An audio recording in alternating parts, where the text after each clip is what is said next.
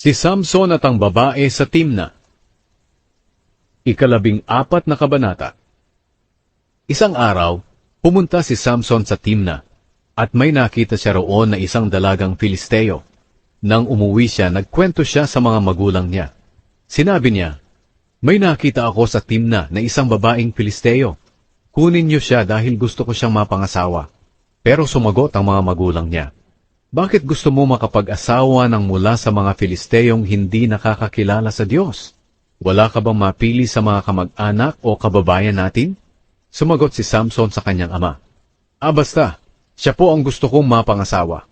Hindi pala alam ng mga magulang ni Samson na kalooban ng Panginoon ang pasya niya, sapagkat naghahanap ang Panginoon ng pagkakataon na makipaglaban sa mga Filisteo, dahil sakop ng mga Filisteo ang Israel ng mga panahong iyon. Pumunta si Samson sa Timna kasama ang mga magulang niya. Nang papunta na si Samson sa mga ubasan sa Timna, bigla siyang sinalubong ng isang batang leon na umuungad.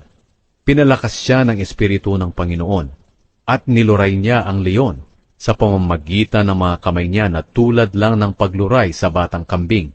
Pero hindi niya ito sinabi sa mga magulang niya.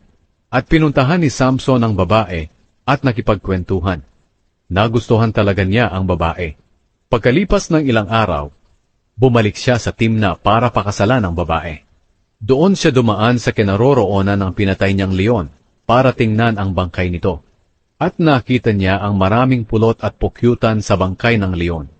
Isinandok niya ang kanyang kamay sa pulot at kinain ito habang naglalakad. Na makita niya ang kanyang magulang, binigyan niya sila ng pulot at kinain din nila ito. Pero hindi niya sinabi sa kanila na kinuha niya ito sa bangkay ng leon. Pumunta ang ama ni Samson sa bahay ng magiging manugang niya. At doon ay nagpapiging si Samson ayon sa kaugalian nila, na dapat gawin ng isang nobyo. Nang makita nila si Samson, binigyan siya ng 30 binatang lalaki para makasama niya. Sinabi ni Samson sa kanila, "May bugtong ako sa inyo. Kung mahuhulaan niyo ito bago matapos ang 7 araw na piging, bibigyan ko kayo ng 30 telang linen at 30 mamahaling damit. Pero kapag hindi niyo ito nahulaan, kayo ang magbibigay sa akin ng mga ito." Sumagot sila, "Sige, sabihin mo sa amin ang bugtong mo." Sinabi ni Samson, "Mula sa nangangain, lumabas ang pagkain, at mula sa malakas, matamis ay lumabas." Lumipas ang 3 araw, pero hindi nila ito mahulaan. Nang ika-4 na araw, kinausap nila ang asawa ni Samson. "Hikayatin mo ang asawa mo, na ipagtapat niya sa iyo ang sagot sa bugtong, para malaman namin. Kung hindi, susunugin ka namin, pati ang sambahayan ng iyong ama.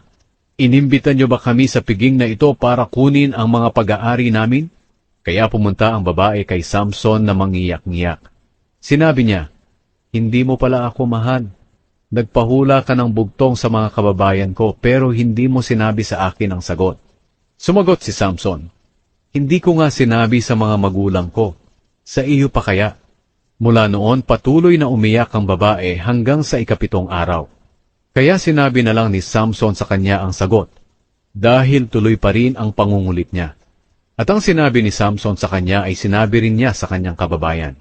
Kaya bago matapos ang 7 araw, sinagot nila ang bugtong. Sinabi nila kay Samson, "Wala nang mas tatamis pa sa pulot, at wala nang mas lalakas pa sa leon." Sumagot si Samson, "Kung hindi nyo pinilit ang asawa ko, hindi nyo sana nalaman ang sagot." Pinalakas ng Espiritu ng Panginoon si Samson.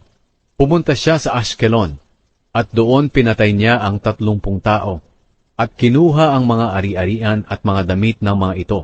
Pagkatapos, ibinigay niya ang mga damit sa mga tao na nakasagot ng bugtong niya.